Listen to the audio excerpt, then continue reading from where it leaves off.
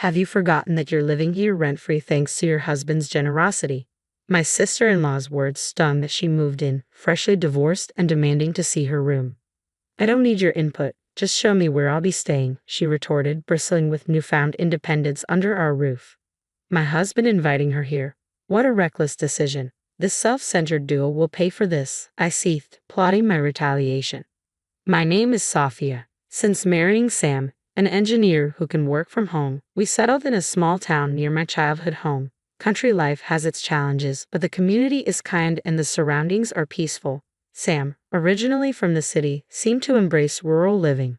The locals are so warm-hearted, it warms my soul to hear Sam say that. Sam travels to New York City's headquarters once a month, visiting his family and updating them on our lives.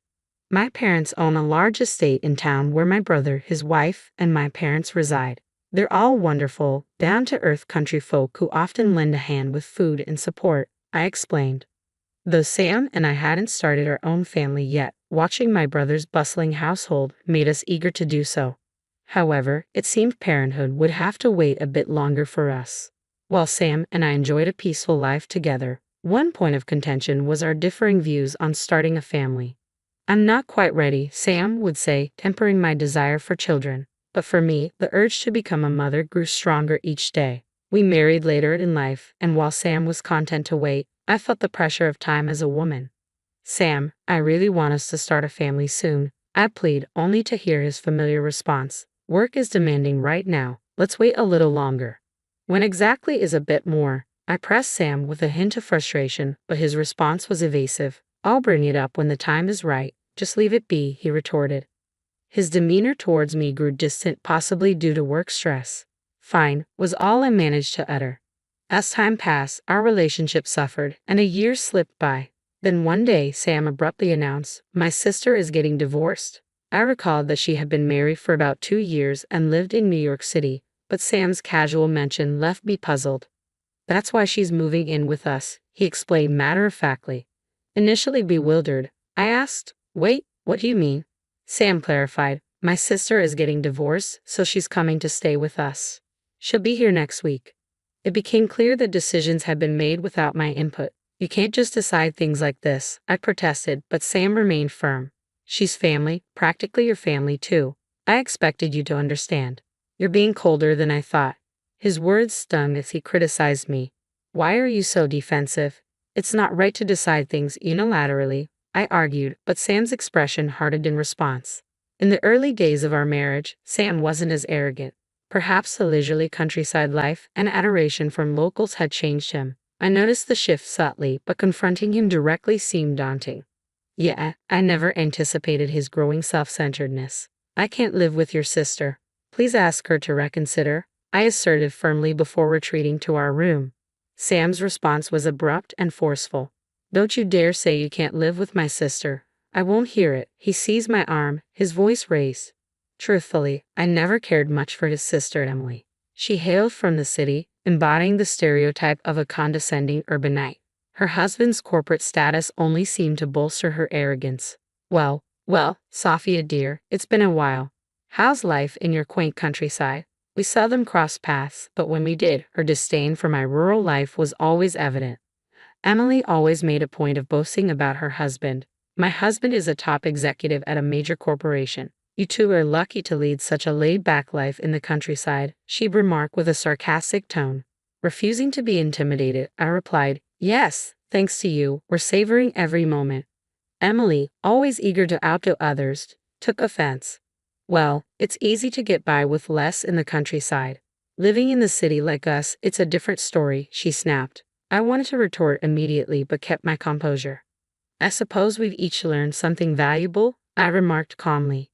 Yet the satisfaction of country living differs greatly from city life. Emily was momentarily speechless but quickly fired back. Enjoy your frugal existence then. Her demeanor left me bewildered. I had never encountered someone quite like her. If I had to live with her, it would be unbearable. I was determined to prevent it, but despite my efforts to persuade Sam, he remained stubborn. Just 2 days before Emily was set to move in, I received a call from her. Expecting her usual rudeness, I answered hesitantly, hello. Emily sounded irritated at my tone. What's with the attitude? It's rather rude, especially when I've taken the effort to call you. Emily was as irritable as I had anticipated. So, Sam told you I'm moving in, right? You better take good care of me. It shouldn't be hard for you, since you've been lounging around all this time. I'll be disappointed if you don't listen, she chided. Her relentless chatter and entitled attitude didn't sit well, considering she was about to rely on others. Emily, I heard about your divorce and your plan to stay here, I remarked with a touch of sarcasm, but Emily remained unfazed. Yeah, so what? People split up all the time, don't they? I got tired of city life, so I thought I'd try the countryside for a change. Any objections? She shot back, her tone aggressive. Well, I didn't give you permission to move into our house, I asserted firmly, but Emily chuckled on the other end of the line. Why would you have a say? This is Sam's house, isn't it? You do realize he's the one paying the bills, she retorted, revealing her misconception about the ownership of our home. On the agreed-upon day, Emily arrived at our doorstep as promised. Here I am, she declared with an air of entitlement, briskly unloading her luggage upon entering. Sophia, snap out of it and show me where I'll be staying. My sister-in-law exuded self-importance and arrogance. It baffled me how she managed to hold a job with such an attitude. To my frustration, Emily had higher academic credentials than me and had worked at a major corporation. Although she quit after marriage, she still received job offers from various companies, confident she could return to work anytime. I apologize for the inconvenience, I said calmly. Let me show you to your room, Sam interjected impatiently. All right, no need to rush. Your bags must be heavy. Feel free to head to the living room first, I added, gesturing for Sam and Emily to precede me. After suggesting tea, Emily appeared to accept my hospitality and followed me into the room. As I served them tea, I broached the main topic. Emily, I understand it's been a long journey, but you can't stay here, I began. What do you mean, Sophia? Emily dismissed my statement. This is Sam's house, isn't it? He's the one paying the rent. Have you forgotten? Sam quickly chimed in, echoing her sentiment. Exactly. You don't have a say in this. It's my house. Despite their confidence, I knew they were unaware of a crucial detail. Actually, I inherited this house from my parents, I revealed. Their expressions shifted instantly, but Emily was quick to rebut. Oh, Sophia, you don't have to fabricate stories just because you don't want me here, she countered, clearly skeptical. I'm not fabricating anything, I responded calmly. How can I believe that you inherited this house from your parents when I'm the one who's been paying rent? I won't let you get away with such lies, Sam exclaimed, packing up with disbelief. Emily joined in, pressing me as well, but I remained composed, anticipating their reaction. Could you both just listen for a moment? I interjected, trying to calm the escalating tension. Sam, you haven't been paying rent. What you've been giving me each month is simply for living expenses, I clarified, hoping he would understand. What? That can't be right, Sam replied, struggling to comprehend my words. The truth is, Sam, you haven't been paying rent because there isn't any. My parents gifted us this house and the land it sits on, I explained patiently, expecting shock and confusion. Sam began to panic. Wait, I've been giving you $1,000 a month. Why would it cost so much to live in this remote countryside?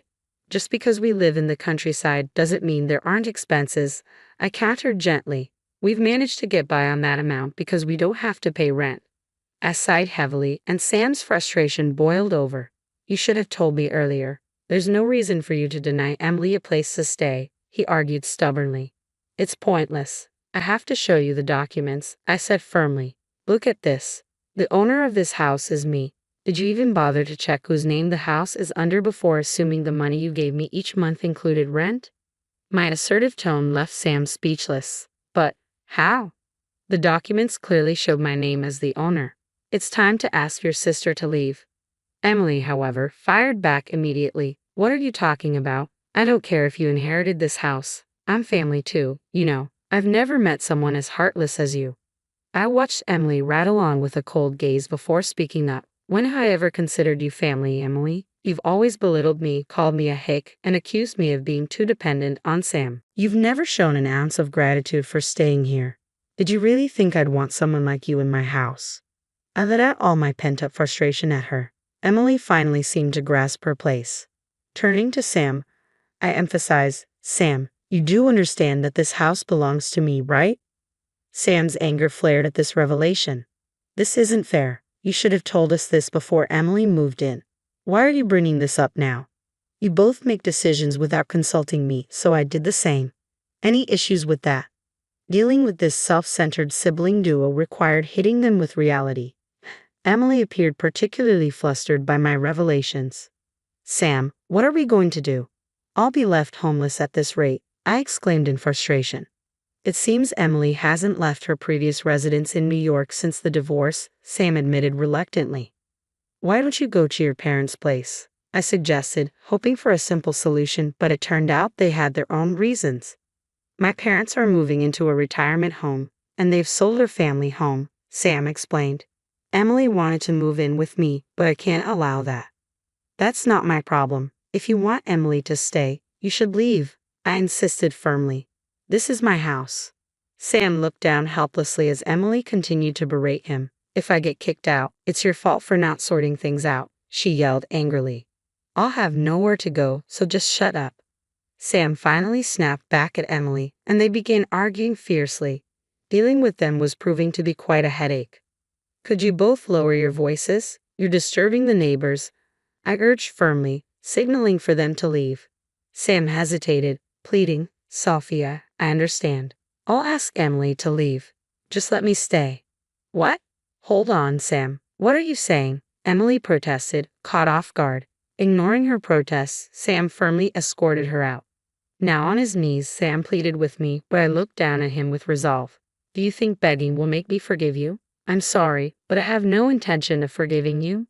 My frustration with Sam went beyond Emily's presence. You've never truly been present for me, have you? I confronted him. Sam avoided my gaze. You're always busy with work. You never make time for us to talk. I can't continue this marriage. With that, I handed Sam the signed divorce papers. Please, just give me time to reconsider, Sam pleaded desperately, unwilling to lose his life with me. But I was resolute. Just leave, I said coldly. You've got to be kidding me. Just because this is your house doesn't give you the right to do whatever you want, Sam retorted, frustrated. I couldn't bear to hear Sam defend Emily staying without my consent. Please don't act like you're any better, I retorted sharply before leaving him with those words and returning to my room, leaving the divorce papers on the table. After that, Sam and I proceeded with our divorce. According to a mutual acquaintance, Sam and Emily returned to New York, facing difficulties. Well, it seems karma is catching up with them for their self-centeredness. I hope they learn from their hardships, I reflected. Meanwhile, I'm enjoying a fulfilling life here in my rural home.